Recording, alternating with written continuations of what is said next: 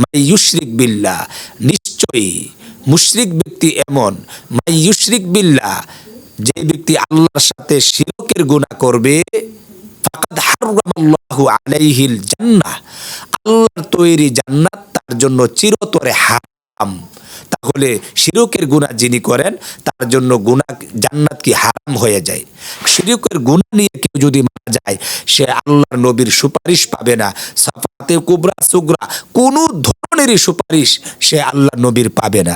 শিরকের গুনার আরেকটি ভয়াবহ ক্ষতি হলো যে শিরককারী ব্যক্তির দোয়া, কোনো দোয়াই, এমনকি কাবা শরীফে তাওয়াফরত অবস্থায় যদি হয়, লাইলাতুল কদরে দোয়া কবুলের রাত্রিতেও যদি হয়, তার দোয়া মঞ্জুর হবে না।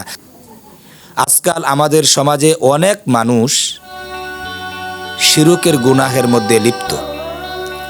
ইসলামের দৃষ্টিতে শিরক একটি ভয়ঙ্কর অপরাধ।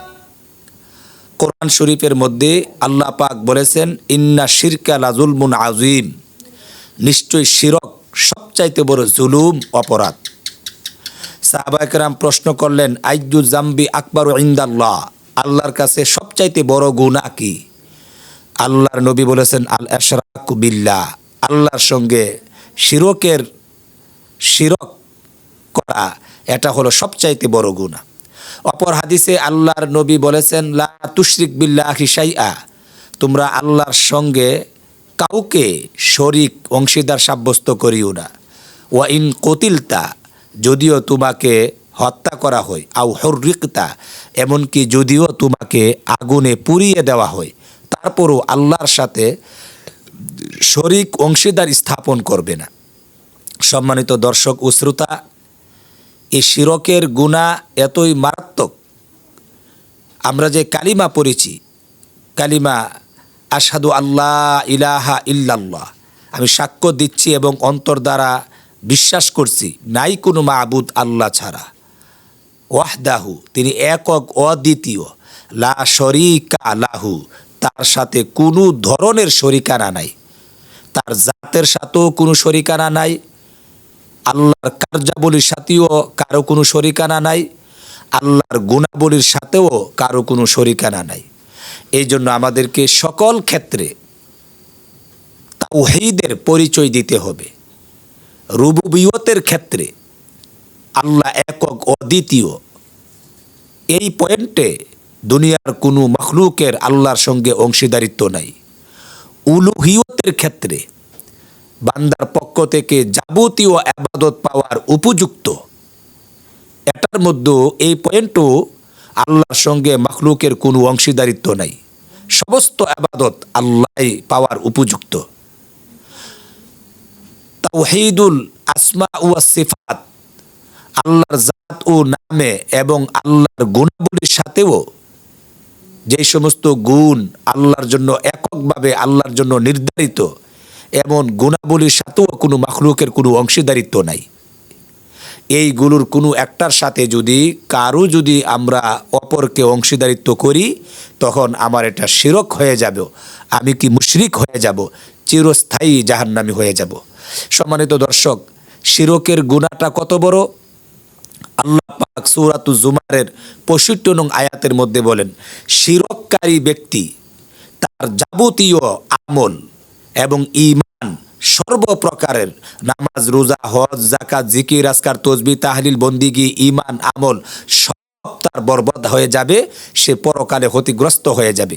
যেমন সূরাতুজ জুমারের 65 নং আয়াতে আল্লাহ বলেন, ওয়ালাকাদ উহিয়া ইলাইকা, ওগো নবী, আপনার উপর আমি ওহী পাঠাইলাম, ওয়া ইলাল্লাযীনা মিন ক্বাবলিকা, আপনার পূর্বে আদম থেকে নিয়ে ঈসা নবী পর্যন্ত সমস্ত নবীর শরীয়তে এই ওহীটা পাঠিয়েছিলাম।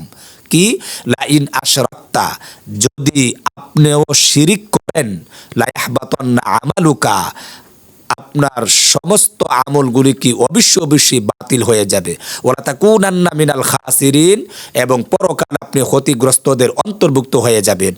এই আয়াত দ্বারা বোঝা যায়, লায়াহবাতান্না আমালুকা, শিরক যে ব্যক্তি করবে তার ঈমান, আমল, সর্বপ্রকার প্রকারের আমল তার ধ্বংস হয়ে যাবে, ধূলিসাৎ হয়ে যাবে, বরবাদ হয়ে যাবে, বেকার হয়ে যাবে।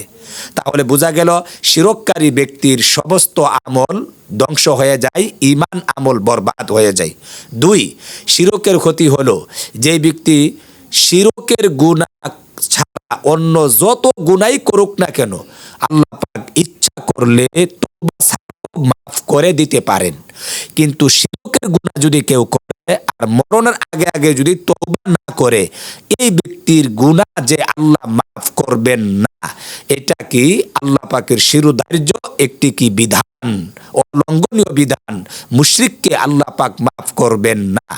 যেমন আল্লাহ পাক সূরাতুন নিসা এর 48 নং আয়াতের মধ্যে বলেন, ইন্নাল্লাহ, নিশ্চয়ই আল্লাহ, লা ইয়াগফিরু আই ইউশরাকা বিহি, যেই ব্যক্তি আল্লাহর সাথে শরীক করবে না, ওয়া ইয়াগফিরু মা দুনা যা, ইন্নাল্লাহ, নিশ্চয়ই আল্লাহ, লা ইয়াগফিরু আই ইউশরাকা বিহি, যেই ব্যক্তি আল্লাহর সঙ্গে শরীকের গুনাহ স্থাপন করবে না, ওয়া ইয়াগফিরু মা দুনা যালিকা লিমান ইয়াশা, এটা ছাড়া অন্য যেই গুনাই করুক না কেন, লিমান ইয়াশা, যাকে ইচ্ছা তাকে আল্লাহ মাফ করে দিতে পারেন।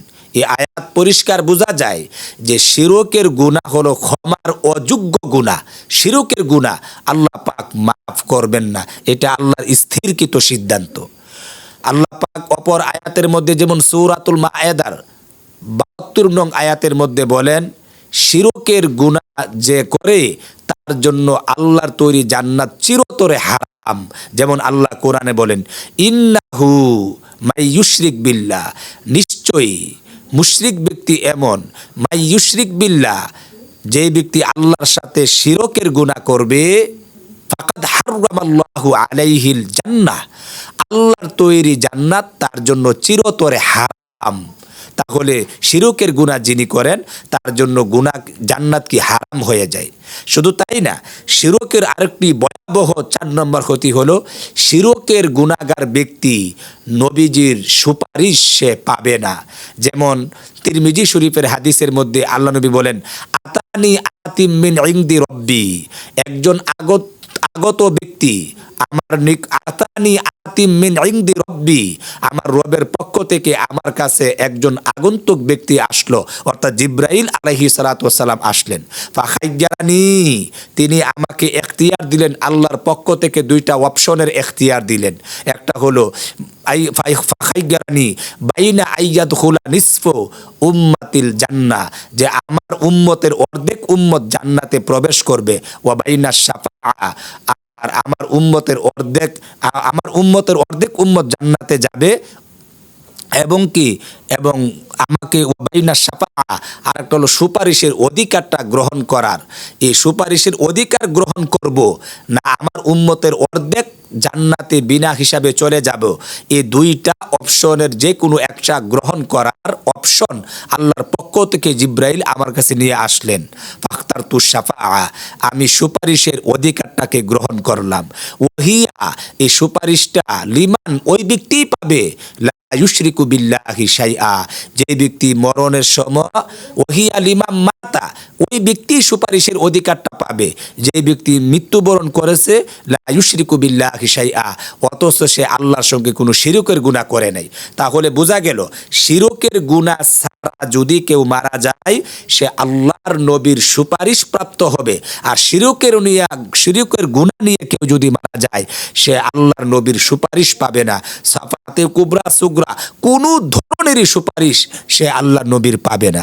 শিরকের গুনার আরেকটি ভয়াবহ ক্ষতি হলো যে শিরককারী ব্যক্তির দুআ, কোনো দুআই, এমনকি কাবা শরীফে তাওয়াফরত অবস্থায় যদি হয়, লাইলাতুল কদরে দুআ কবুলের রাত্রিতেও যদি হয়, তার দুআ মঞ্জুর হবে না। যেমন মিশকাত শরীফের মধ্যে হাদিস আছে, ইন্নাল্লাহা লা ইয়াত্তালিউ ফি লাইলাতিন নিসফি মিন শাবান ফায়াগফিরু লিজামিই খালকিহি ইল্লা লিমুশরিকিন আও মুশাহিনিন। এই হাদিসের মধ্যে বলা হয়েছে যে লাইলাতুন নিসফি মিন শাবান, এই বরকতময় রজনীর মধ্যে আল্লাহ পাক প্রথম আকাশের মধ্যে অবতরণ করেন মানুষকে মাফ করে দেওয়ার জন্য, এবং ফায়াগফিরু লিজামিই খালকিহি, সমস্ত মাখলুকাতকে আল্লাহ পাক মাফ করে দেন, কিন্তু ইল্লা লিমুশরিকিন, তবে যিনি মুশরিক তাকে মাফ করে না। এই হাদিস দ্বারা বোঝা যায় লাইলাতুল কদরে, শবে বরাতে, বরকতময় সময়ে, বরকতময় জায়গাতে এবং কাবা শরীফের মধ্যেও যদি মুশরিক ব্যক্তি দোয়া করে তার দোয়া মঞ্জুর হয় না। সম্মানিত দর্শক ও শ্রোতা, শিরক অত্যন্ত বড় ভয়াবহ। শিরকের ভয়াবহ 5টা ক্ষতি আপনাদের সামনে তুলে ধরলাম। এক, শিরককারী ব্যক্তির যাবতীয় নেক আমল, ঈমান সব বরবাদ হয়ে যায়। 2, শিরককারী ব্যক্তির জন্য আল্লাহর তৈরি জান্নাত চিরতরে হারাম হয়ে যায়। 3, শিরককারী ব্যক্তির গুনাহ আল্লাহ পাক মাফ করবেন না, বাকি অন্য গুনাহ আল্লাহ পাক ইচ্ছা করলে মাফ করতে পারেন, এটা আল্লাহ পাকের সিদ্ধান্ত। 4, শিরককারী ব্যক্তি কোনোদিন আল্লাহ নবীর সুপারিশ পাবে না। 5, শিরককারী ব্যক্তির কোনো ধরনের দোয়া আল্লাহর কাছে মঞ্জুর হবে না। আল্লাহ পাক আমাদেরকে এই শিরকের ভয়াবহতা থেকে বেঁচে থাকার তৌফিক দান করুক। আসসালামু আলাইকুম ওয়া রাহমাতুল্লাহ।